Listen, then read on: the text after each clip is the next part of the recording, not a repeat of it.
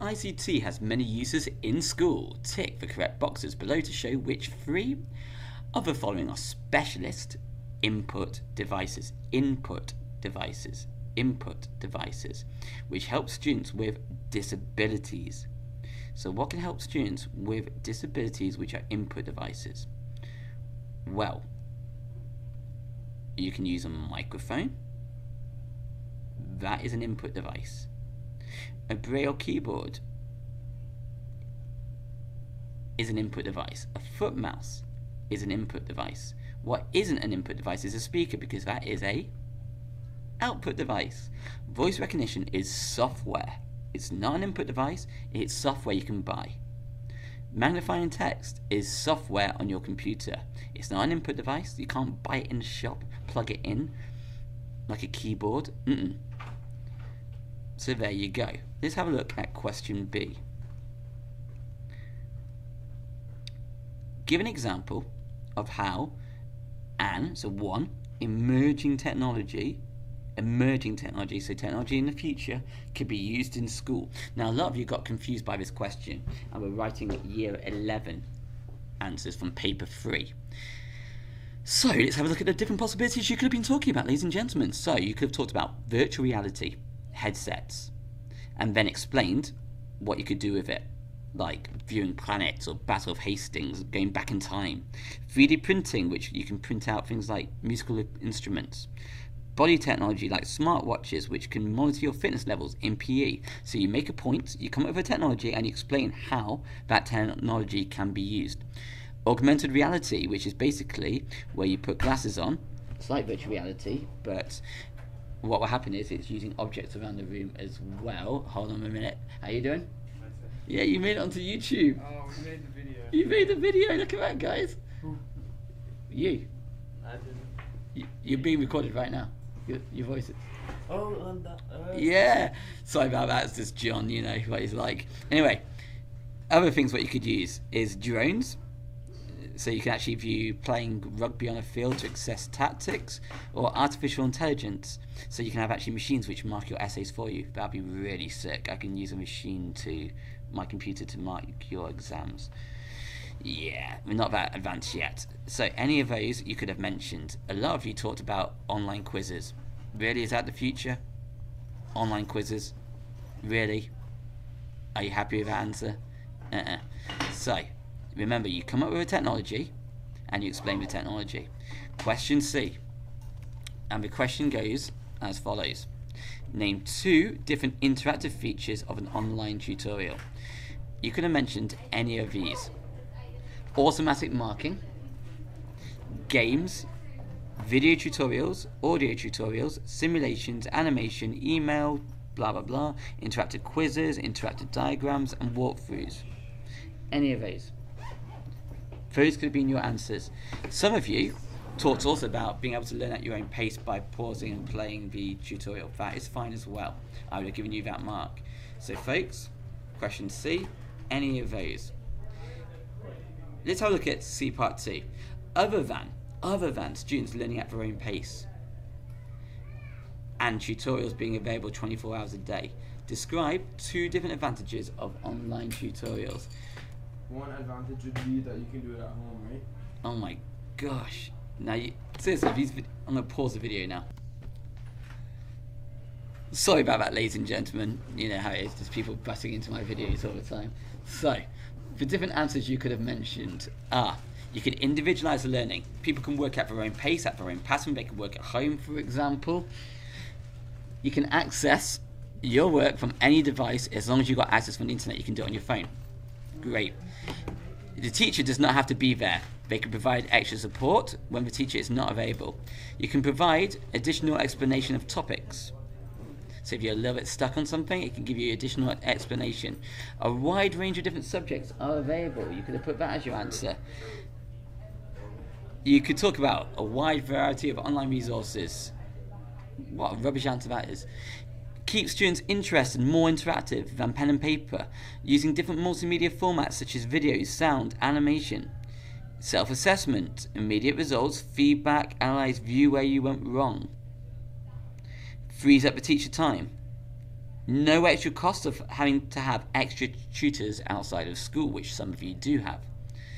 Not as embarrassing if you get something wrong. It improves people's confidence because it's hidden from the rest of the world. It's different from putting your hand up and getting a question wrong and the whole class laughing at you. It's done in secret, kind of. Do not put more fun unless you actually explain why. Instead of using fun, use the word interested. So there are your different answers, folks. Any two of those.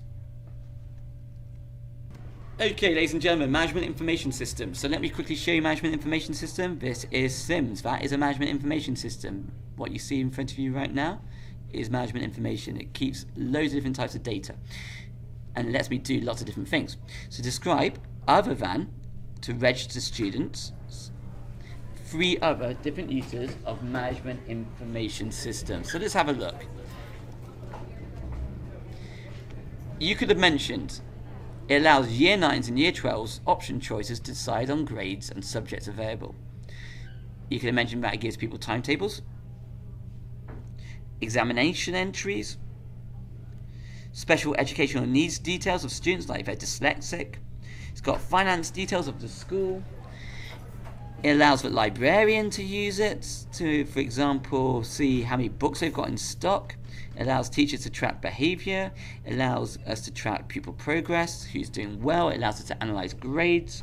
It allows teachers to set classes, like sets. It's got pupil contact details on. Allows people to spot truancy, see people when they've been skiving school, looking at patterns. Oh look, little Jimmy's off every Monday afternoon. Why is that? You can spot that by using a Management Information System. It allows you to send newsletters to parents. It allows us as a school to manage your cafeteria account, so how much money you've got on your account left. If you owe any money to the canteen, for example.